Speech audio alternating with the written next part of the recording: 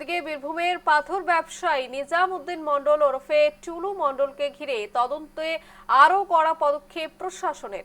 টুলু মণ্ডলের বিরুদ্ধে lookout notice জারি করা হয়েছে এবং সেই নোটিশের বিষয়টি সাধারণ মানুষের কাছে পৌঁছে দিতে মোহাম্মদবাজার থানা এলাকায় পুলিশের তরফে মাইকিং শুরু হয়েছে। ফলে টুলু মণ্ডলকে ঘিরে জেলা জুড়ে চর্চা আরও তীব্র হয়েছে। অন্যদিকে সিউড়ির সুভাষপল্লীতে টুলু মণ্ডলের বিলাসবহুল বাড়ি ডালিলা ভবনে প্রশাসনের তরফে নোটিশ দেওয়া হয়েছে। বাড়ি এবং সম্পত্তি সংক্রান্ত বিষয়েও প্রশাসনের নজরদারি যে বাড়ছে, এই পদক্ষেপ তারই ইঙ্গিত বলে মনে করা হচ্ছে।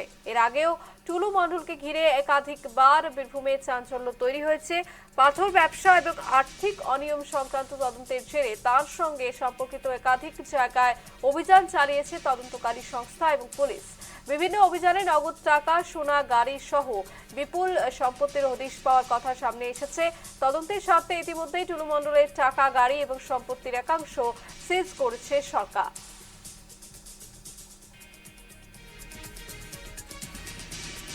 টুলু মণ্ডলের পাঁচিলের নোটিশ পড়ে গেছে, বাড়ির দরজাতে নোটিশ পড়েছে। নোটিশটাতে সিজিএম কোর্ট থেকে এক নোটিশ দিয়েছে, সশরীরে 14 তারিখে হাজির থাকতে বলেছে। এইটাই না, এইটা বিনয় প্রথম ওয়ান অফ দেম।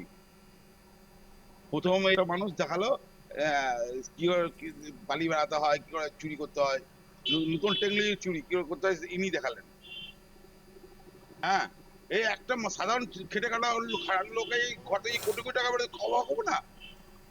আমরা এত খেটেও 500,000 জমাতে পারছি না, কোটি কোটি টাকা গো, 1-2 কোটি টাকা, হাজার হাজার কোটি টাকা গল্প এখানে।